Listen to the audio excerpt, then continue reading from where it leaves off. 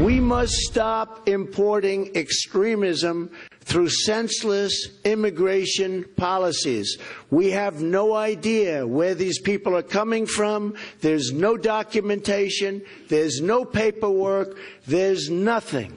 We have to be smart. We have to be vigilant. A pause for reassessment will help us to prevent the next San Bernardino or, frankly, much worse.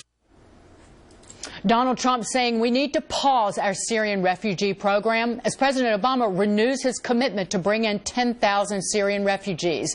Gary B., you say Trump has it right.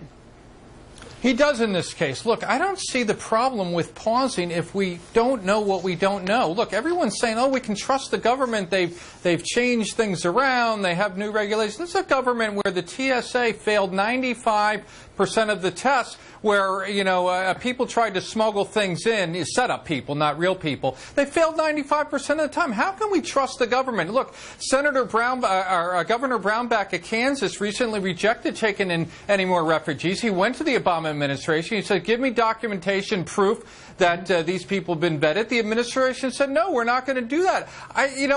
All the governors should throw up their hands and say, look, we're not going to do this until we have facts and figures and we have a thorough process that's been looked over. Right. We don't have that right now. What is the problem with pausing? I don't see any. And Nomi, here's a fact. The U.S. government has said that ISIS has the ability to make fake Syrian passports. That's true, but we do have a process, and we do have some numbers. We've, over the past 15 years since we've been doing this, you have to go through a 5-step process that includes biometrics, that includes going through a very difficult UN process, then taking it to the Department of Homeland Security, Department of Defense, the State Department, CIA, and they have to go through all these steps. It takes 18 to 24 months, and just over 50% are admitted. And that's after they go through biometrics. That's after they have in-person interviews and screenings with their family members. That's after they track back to their homeland. You know, these people aren't coming over on boats like they are to Greece. They're not coming over that way. That's why they're leaking into Europe. 2 of the Paris attackers came in as refugees. Separate visa process. It doesn't matter. There was a couple found in Berlin who were planning an attack. Different process. Posing as refugees. Came in on boats there. John?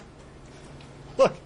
It's laughable. Absolutely laughable. You can't talk about history when you're talking about somebody coming from a war zone where there is no biometric data. I don't care if you have 1,000 government agencies. There's not a library card you can go down and check these guys' name on. Everything's been blown up in these countries. You can't check these refugees. And we're talking about doing something here just to show the world we're doing something. There are 10,000. There's over 10 million people in Syria that are either displaced or refugees right now. There's still 99.9% out there. We're doing this just to show ourselves to the world that we're doing something for absolutely no reason, and we're putting ourselves at risk. Is a pause wrong, Hadley?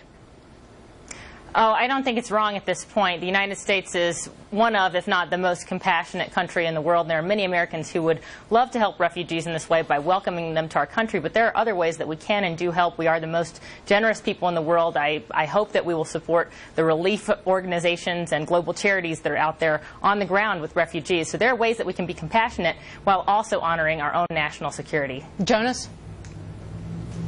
It's wrong because it creates the false sense of security that we don't have to address all these other issues that Trump correctly raised. The pausing acts as, well, if we just don't let him in the country, then we don't have to worry about all the tracking and the identification. The fact of the matter is, in Canada, they've let in 26,921 Syrian refugees. Who's to stop them from walking into America across the border that Trump even doesn't want to build a wall on? So the point is, us letting them in or not isn't going to make us any more secure against the few that may or may not be terrorists, because they're going to come through Canada, who is allowing them aggressively. Just go to their website. Gary B., final word to you. Well, Jonas speaks to my point then. That's another thing that we don't know or haven't thought of. I don't see the problem. In the review, the pause, we could say, hey, people are getting through Canada. What are we going to do about that? So we do need to step back and identify these problems. I don't see the push to rush forward with this. Thank you, Gary B., and thanks to everybody.